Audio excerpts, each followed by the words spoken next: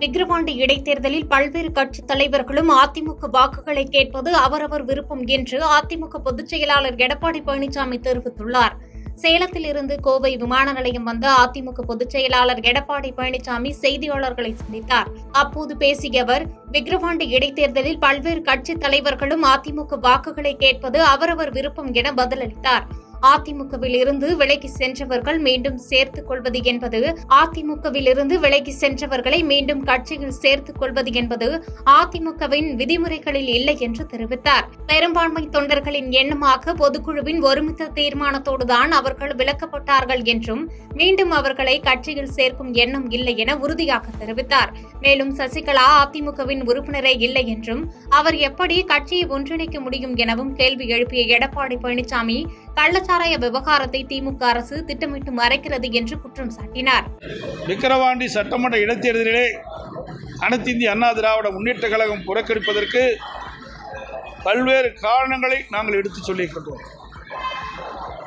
விடியா திமுக ஆட்சி பொறுப்பேற்ற பிறகு ஈரோடு கிழக்கு சட்டமன்ற இடைத்தேர்தல் வந்தது. அந்த தேர்தலிலே எப்படி திராவிட முன்னேற்ற கழகம் நடந்து கொண்டது என்று நாடே அறியும். வாக்காளர் பெருமக்களை ஆடு மாடுகளில் பட்டியலை அடைப்பதைப் போல அடைத்து வைத்து மக்களை வாக்காளரை கொடுமைப்படுத்தி வாக்காளருக்கு பணமழை பொழிந்து பல்வேறு பரிசு பொருட்களை கொடுத்துத்தான் அவர்கள் வெற்றி பெற்றார்கள். ஜனநாயக முறைப்படி தேர்தல் நடக்கவில்லை. இது திரு அண்ணாமலைக்கும் தெரியும். அப்பொழுது எங்கள் கூட்டணியில் அங்க வைத்தார். அவரும் தேர்தல் பிரச்சாரத்துக்கு வந்தார். அவரும் பரப்புரையிலே பல்வேறு கருத்துக்களை தெரிவித்திருக்கின்றார். அப்படி இருந்தும் வேண்டுமென்றே திட்டமிட்டு இந்த விக்கிரவாண்டி சட்டமன்ற இடைத்தேர்தலில் அனைத்து இந்திய அண்ணா திராவிட முன்னேற்ற கழகம்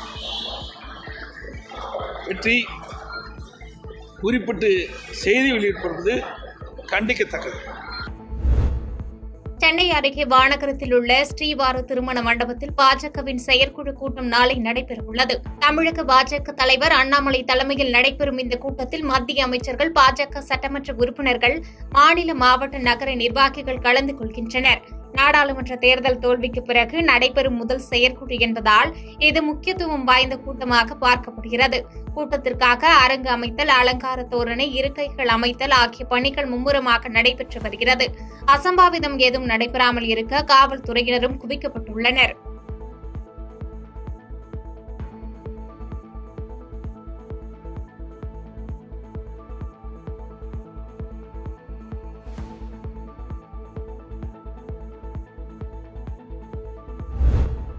சேலத்தில் அதிமுக பிரமுகர் கொலை செய்யப்பட்ட சம்பவத்தில் திமுக கவுன்சிலருக்கு எதிராக அவர் செயல்பட்ட காரணத்தினால் கொலை நிகழ்ந்திருக்கக்கூடும் என போலீசாரின் முதற்கட்ட விசாரணையில் தெரியவந்துள்ளது. சேலம் கொண்டலாம்பட்டி அதிமுக பகுதி செயலாளராக இருந்த சண்முகம் என்பவர் கடந்த சில தினங்களுக்கு முன்பு வெட்டி கொலை செய்யப்பட்டார். இச்சம்பவம் குறித்து விசாரணை மேற்கொண்ட போலீசார் அப்பகுதியைச் சேர்ந்த திமுக கவுன்சிலரின் கணவர் உட்பட 10 பேரை கைது செய்தனர். தொடர்ந்து போலீசார் அவர்களிடம் மேற்கொண்ட விசாரணையில் அதிமுக பகுதி செயலாளரான சண்முகம் அப்பகுதி திமுக கவுன்சிலர் தனலட்சுமி மேற்கொள்ளும் வளர்ச்சி பணிகளுக்கு இடையூறாக இருந்ததாக கூறப்படுகிறது. மேலும் அங்குள்ள கோயில் நிர்வாகம் தொடர்பான விவகாரத்தில் கவுன்சிலருக்கு எதிராக சண்முகம் செயல்பட்டது தெரியவந்துள்ளது. இதன் தொடர்ச்சியாக திமுக கவுன்சிலர் தனலட்சுமியின் கணவர் சதீஷ் லாட்டரி விற்பனை செய்து வந்ததை அதிமுக பிரமுகர் சண்முகம் காவல்துறையினரிடம் தொடர்ந்து புகார் அளித்து வந்துள்ளார். இதன் பிறகே சண்முகத்தை திட்டமிட்டு திமுக கவுன்சிலர் உட்பட சிலர் கொலை செய்துள்ளனர். கைது செய்யப்பட்டவர்களை போலீசார் நீதிமன்றத்தில் ஆஜர்படுத்த உள்ளனர்.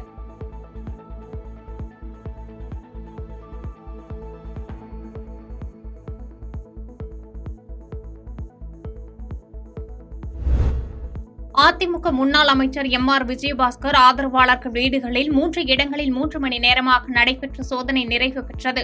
கரூரில் முன்னாள் அமைச்சர் எம்.ஆர். விஜயபாஸ்கரின் ஆதரவாளர்களுக்கு சொந்தமான 3 இடங்களில் நடைபெற்ற சிபிசிஐடி போலீசாரின் சோதனை நிறைவு பெற்றது.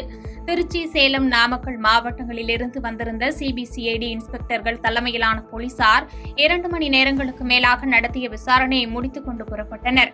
மணல்மேடு பகுதியில் உள்ள பெட்ரோல் பங்க் ஊழியர் யுவராஜ், தோட்டக்குறிச்சியில் உள்ள பேரூர் கழக அதிமுக எம்ஜிஆர் இளைஞர் அணி செயலாளர் செல்வராஜ், கவுண்டன்புதூர் பகுதியில் உள்ள ஈஸ்வரமூர்த்தி ஆகிய 3 பேர் வீடுகளில் சோதனை நடந்தது.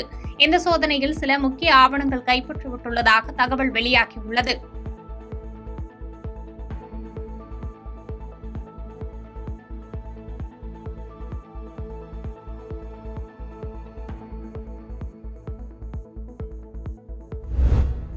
குடியாத்தம் அருகே இருசக்கர வாகனம் மீது சரக்கு வாகனம் மோதிய விபத்தில் பைக்கில் பயணம் செய்த பேருந்து ஓட்டுநர் உயிரிழந்தார்.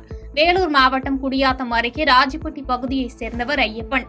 தனியார் பேருந்து ஓட்டுநராக பணியாற்றி வந்தார். இவர் நேற்று முன்தினம் மாலை தனது இருசக்கர வாகனத்தில் குடியாத்தத்திலிருந்து கள்ளப்பாடி கிராமத்தில் உள்ள உறவினர்களை பார்க்க சென்று கொண்டிருந்தார். குடியாத்தம் அடுத்த பாக்கம் பேருந்து நிறுத்தம் அருகே சென்றபோது குடியாத்தத்திலிருந்து பரதராமி நோக்கி சென்ற சரக்கு வாகனம் இவர் மீது மோதியது.